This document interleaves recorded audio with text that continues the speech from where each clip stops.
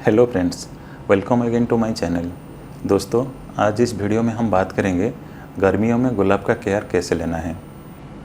मार्च से लेकर जून तक जो 4 महीना रहता है, ये गुलाब के लिए सबसे चैलेंज भरा टाइम पीरियड रहता है, क्योंकि इसी टाइम पे टेम्परेचर 45 से लेकर 47 डिग्री तक पहुंच जाता है और इतने हाई टेम्परेचर में गुलाब को सर्वाइव करना रियली डिफ़िकल्ट टास्क। मेरा जो है टेम्परेचर यहाँ पे अराउंड 45 डिग्री के आसपास है, लेकिन इतने हाई टेम्परेचर में भी मेरा जो प्लांट्स है काफ़ी हेल्दी है।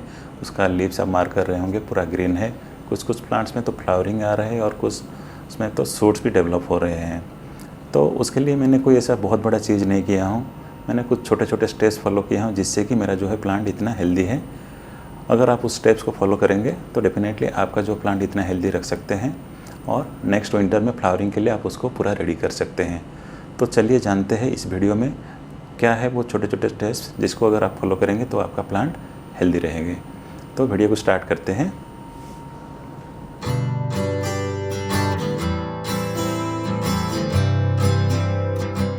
गुलाब के लिए जो आइडियल टेम्परेचर है वो है 20 से लेकर 35 डिग्री सेंटीग्रेड। इसी टेम्परेचर की रेंज में गुलाब का ओवरऑल ग्रोथ बहुत बढ़िया होता है।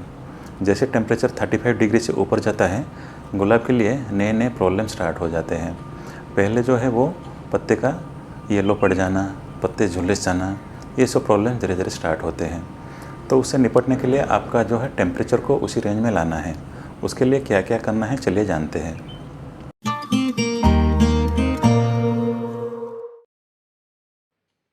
अगर आप टेरेस गार्डनिंग कर रहे हैं तो आपके लिए प्रॉब्लम और बढ़ जाता है। टेरेस गार्डनिंग में जो एडिशनल प्रॉब्लम है वो है रेडिएशन वाला धूप, क्योंकि सूरज का डायरेक्ट सनलाइट तो प्लांट के ऊपर आता है और छत का जो रेडिएशन वो भी आके उसमें एड अप हो जाता है और ओवरऑल टेम्परेचर को बढ़ा देता है और प्लांट के लिए और प्रॉब्लम स्टार्ट हो जाता है। तो उससे निपटने के लिए आपको प्लांट को इसी जगह में शिफ्ट करना है जहाँ दोपहर वाला जो तेज़ धूप ना आए। वो प्लेस चाहे कोई शेड के नीचे आप रख सकते हैं या फिर ऐसे वॉल की साइड में भी रख सकते हैं, जो अपोजिट साइड ऑफ वेस्ट रहेगा। तो ये सब करने से जो है आपका प्लांट का टेम्परेचर कई हद तक कम हो जाएगा। और छत का टेम्परेचर को आपको कम करने के लिए उसमें पानी डाल सकते हैं या फिर उसके ऊपर कोई जूट बैग रख के उसके ऊपर पानी डाल दें, गीला करके रखें ताकि वो सूखने में थोड़ा टाइम रहे और आपका जो प्लांट के लिए रेडिएशन वाला टेम्परेचर कम हो सके। उसके बाद अगर आपका प्लांट को शिफ्टिंग करने का चांसेस थोड़ा कम है या पॉसिबिलिटीज़ नहीं है, जैसे मेरे यहाँ अभी बहुत सारे प्लांट्स है, इतने सारे प्लांट्स को कहाँ कितने शेड्स के नीचे शिफ्ट करूँ, तो उसके लिए आप जो बेस्ट ऑप्शन है वो है ग्रीन नेट का यूज़ कीजिए। ग्रीन नेट यूज़ करने से 2 एडवांटेज रहता है। एक तो ऊपर वाला जो सनलाइट उसको ब्लॉक करता है और सेकेंड में ये आपका जो छत का रेडिएशन वो भी कम करता है। तो नीचे आप जो घर के अंदर जो बैठे हैं लोग उसको भी ठंडक मिलता है और प्लांट को भी ठंडक मिलता है। वो दोनों तरफ से एडवांटेज है। लेकिन जब आप ग्रीन नेट यूज़ कर रहे हैं तो जब सिलेक्शन करेंगे वो टेम्परेचर को देख के ग्रीन नेट सिलेक्शन डेफिनेटली कीजिए। अगर आपका टेम्परेचर 42 डिग्री के अंदर है तो 50% शेड वाला ग्रीन नेट यूज़ कीजिए, जिससे कि आपका 50% सन रे को वो ब्लॉक कर सके। अगर आपका टेम्परेचर 42 से ऊपर जा रहा है तो 75% वाला जो शेड आता है उसका ग्रीन नेट को यूज़ कीजिए।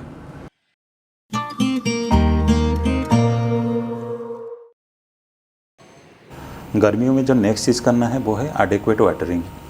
मैं जो वर्ड यूज़ कर रहा हूँ एडिक्वेट, इसका मतलब है जितना रिक्वायर्ड है उतना दीजिए, ना ज़्यादा ना कम। ज़्यादातर प्लांट में जो प्रॉब्लम होता है नॉर्मली ओवर वाटरिंग से ही प्रॉब्लम होता है। तो चलिए जानते हैं ओवर वाटरिंग से क्या प्रॉब्लम होता है। आपको मालूम होगा गुलाब के लिए जो पोषक तत्व की ज़रूरत है वो नॉर्मली 3 पार्ट में डिवाइडेड है। एक है N मतलब नाइट्रोजन, P मतलब फॉस्फोरस और K मतलब पोटासियम। इन तीनों में से जो नाइट्रोजन होता है वो प्लांट के ग्रोथ के लिए बहुत हेल्पफुल होता है। प्लांट में जो लीव्स बनते हैं, नए नए ब्रांच बनते हैं या फिर प्लांट में जो क्लोरोफिल बनता है, इन सब के लिए नाइट्रोजन रेस्पॉन्सिबल है। हम जब उसमें पानी देते हैं तो NPK से ओनली नाइट्रोजन जो है वाटर में डिजल्व होकर नाइट्रेट फॉर्म होता है और ये नाइट्रेट फॉर्म में प्लांट में एब्जॉर्प्शन होता है। लेकिन जड़ों का तो कुछ लिमिटेशन है ना, एक सर्टन लिमिट के बाद वो नाइट्रोजन और एब्जॉर्प्शन नहीं करेंगे, क्योंकि फेज वाइज रिक्वायरमेंट होता है। तो नेक्स्ट जो एक्स्ट्रा नाइट्रोजन है वो क्या करेंगे, पॉट से आपका निकल जाएंगे पानी के थ्रू में। तो यहीं पे हमारा सॉइल में नाइट्रोजन डेफिशिएंट होता है। कंटिन्यूस नाइट्रोजन डेफिशिएंट होने के बाद वो हमारा लीव्स का जो क्लोरोफिल अमाउंट धीरे धीरे कम हो जाता है, पत्ते हमारा येलो पड़ना स्टार्ट हो जाते हैं और फाइनली पत्ते से गिर जाते हैं। तो हम सोच रहे हैं कि हम तो पानी दे रहे हैं फिर भी पत्ते जो है हमारा गिर जा रहा है और फाइनली प्लांट डाई बैक हो जाते हैं। तो यही होता है जो ओवर वाटरिंग का सबसे बड़ा डिसएडवांटेज। तो नेक्स्ट टाइम जब आप प्लांट में पानी देंगे ये चीज़ का डेफिनेटली ध्यान दीजिए। अब आगे बढ़ते हैं, ये जो पानी देने का सिस्टम कैसा होना चाहिए। आप एक बार पानी देने की जगह 2 बार फेज वाइज पानी दे सकते हैं। सुबह एक बार दीजिए, शाम को एक बार दीजिए। और कड़ी धूप में कभी पानी मत दीजिए, क्योंकि कड़ी धूप में जो है पानी देने पर मिट्टी गर्म रहता है, तो गर्म पानी अगर रूट्स में जाएगा तो प्लांट हमारा डैमेज होने के चांसेस रहता है। इससे अच्छा है कि आपका जो मिट्टी का मॉइस्चर होल्डिंग कैपेसिटी को बढ़ाना है।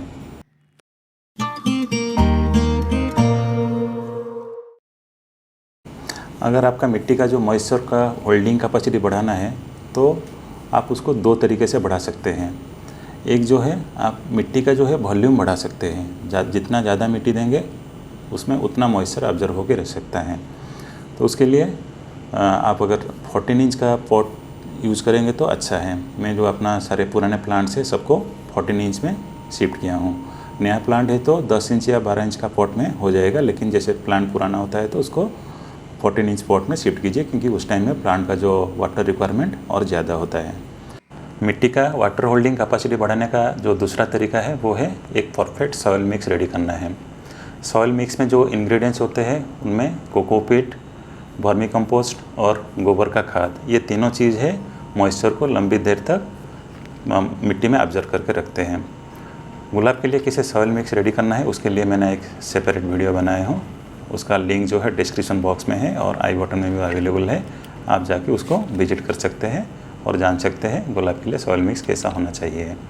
मैं जो अपने सारे प्लांट्स में 10% कोकोपीट यूज़ करता हूँ, इसलिए मेरा जो वाटर देने का फ्रीक्वेंसी और ज़्यादा नहीं, एक बार पानी देने पर मेरा 24 आवर तक आराम से चल जाता है।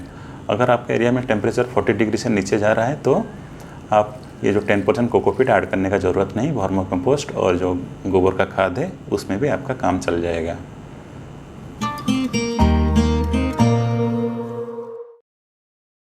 अब आपके मन में ये सवाल आ रहा होगा कि अभी तो गर्मी का महीना है, अभी कैसे पॉटिंग करें, कैसे पॉटिंग मिक्स रेडी करें, क्या चेंज करना है।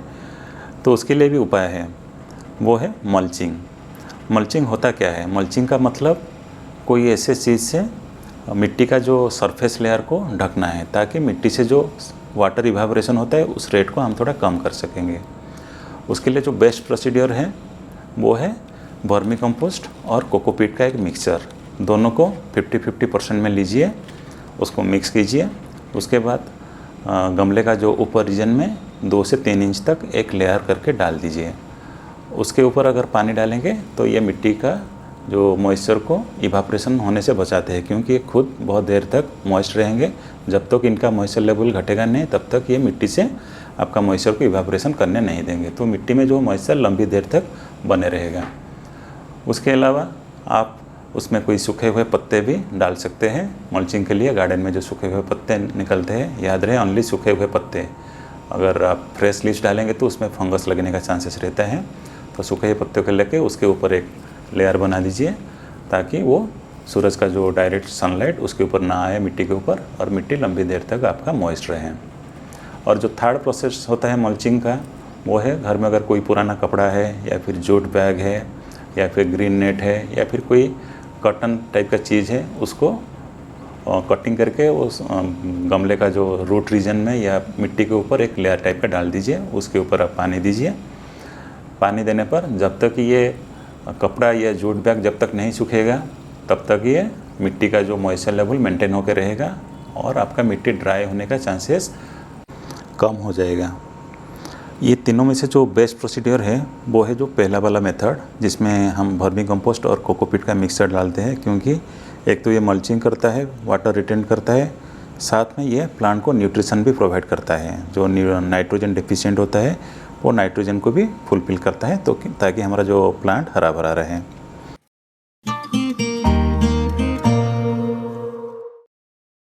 ये तो हो गया मल्चिंग।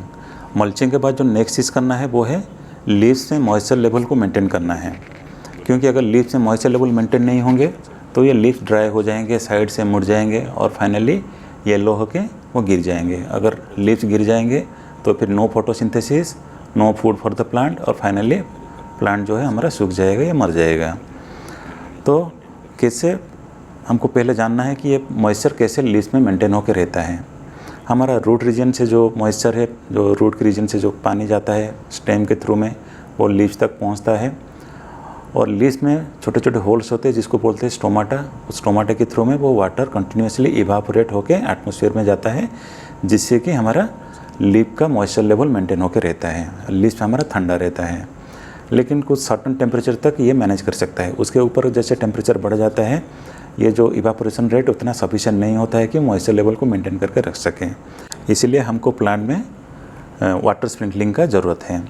वाटर स्प्रिंकलिंग जब करें आप मॉर्निंग टाइम में कीजिए या आफ्टरनून टाइम में कीजिए, 2 बार डेफिनेटली कीजिए। इससे प्लांट का मॉइस्चर लेवल काफ़ी लेवल तक मेंटेन होकर रहता है। साथ में उसका और भी एक एडवांटेज है, अगर प्लांट में कोई धूल मिट्टी डिपॉजिट है वो भी क्लीन हो जाता है और अच्छा फोटोसिंथेसिस होता है।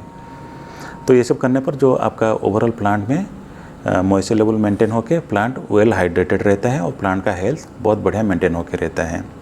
अब आगे चलते हैं और जानते हैं उसके बाद क्या क्या फर्टिलाइज़र देना है।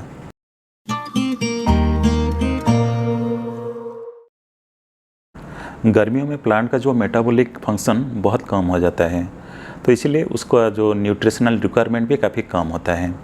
तो उस टाइम में जो भी न्यूट्रिएंट देंगे वो स्लो रिलीज न्यूट्रिएंट होने पर बहुत अच्छा है। वो धीरे धीरे मिट्टी में न्यूट्रिएंट ऐड करते रहेंगे और प्लांट धीरे धीरे उसको खींचता रहेगा।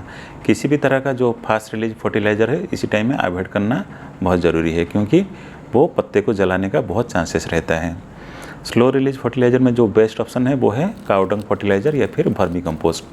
इन सबको आप एवरी 15 डेज़ में उसके सरफेस की लेयर में कंटिन्यूसली ऐड करते रहिए। एक तो ये मल्चिंग का काम करेगा, साथ में ये न्यूट्रिशन भी प्रोवाइड करता रहेगा। न्यूट्रिशन प्रोवाइड करने के लिए और एक स्लो रिलीज फर्टिलाइज़र है, वो है सीवीड ग्रैनुल्स।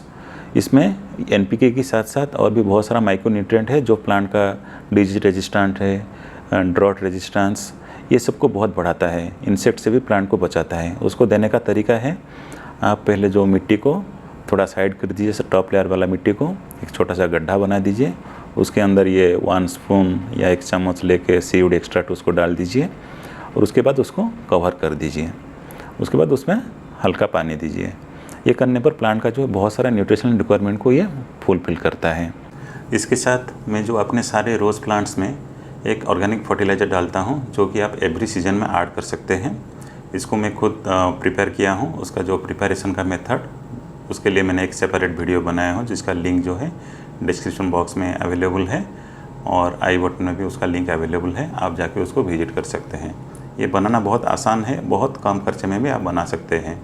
और उसको देने का फ्रीक्वेंसी जो है एवरी 15 से 20 डेज़। और एक चीज़, कोई भी सॉलिड फर्टिलाइज़र ऐड करने से पहले मिट्टी का थोड़ा अच्छी तरह से गुड़ाई कर लेना ज़रूरी है। इससे मिट्टी थोड़ा लूज होता है ताकि इसमें जो फर्टिलाइज़र अच्छी तरह से मिक्स हो जाए और साथ में मिट्टी में जो ऑक्सीजन का परसेंटेज भी बढ़ता है, ताकि मिट्टी थोड़ा हेल्दी रहे।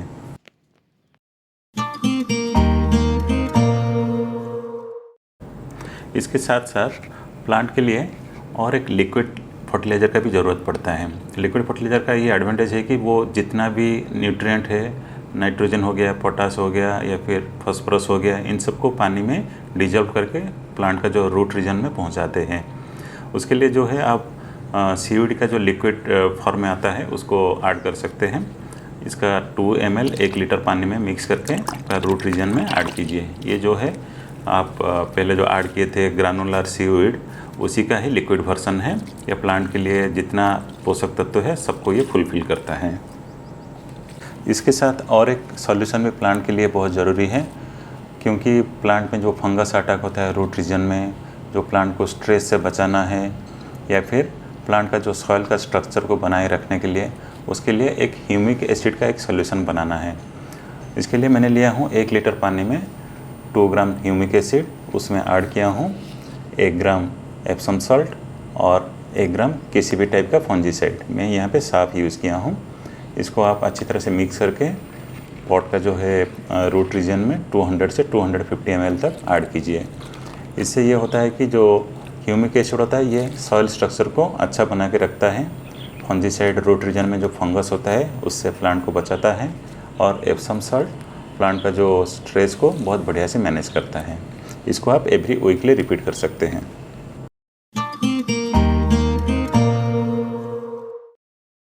फर्टिलाइज़र के बाद जो लास्ट चीज़ बचा है वो है कैसे प्लांट्स को इस समर में इंसेक्ट और पेस्ट अटैक से बचाना है। उसके लिए जो बेस्ट ऑप्शन है वो है नीम ऑयल।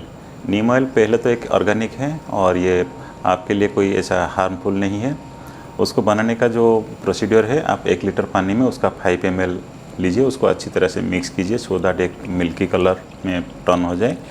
उसको आप जो है आपका प्लांट का लीफ रीजन में, उसका स्टेम में, उसका रूट रीजन में अच्छी तरह से स्प्रे कर ले।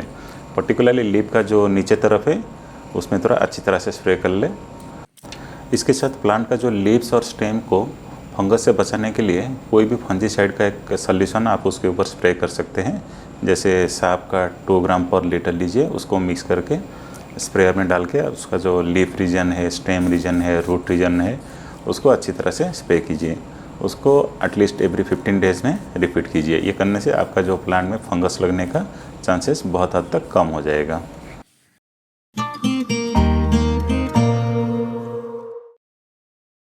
तो ये हो गए कुछ सिंपल टिप्स जिसको फॉलो करके आप जो है अपना रोज़ प्लांट को इतने गर्मी में भी बहुत हेल्दी रख सकते हैं और नेक्स्ट विंटर में अच्छी फ्लावरिंग ले सकते हैं। आशा करता हूँ आपको जो ये वीडियो अच्छा लगा होगा। अगर अच्छा लगा तो लाइक कर दीजिए और अपने दोस्तों में शेयर कीजिए। अगर हो सके तो चैनल को सब्सक्राइब कर दीजिए, इससे हमको थोड़ा मोटिवेशन मिलेगा। तो मिलते हैं फिर एक अगले वीडियो में, तब तक के लिए goodbye, have a nice day, thank you.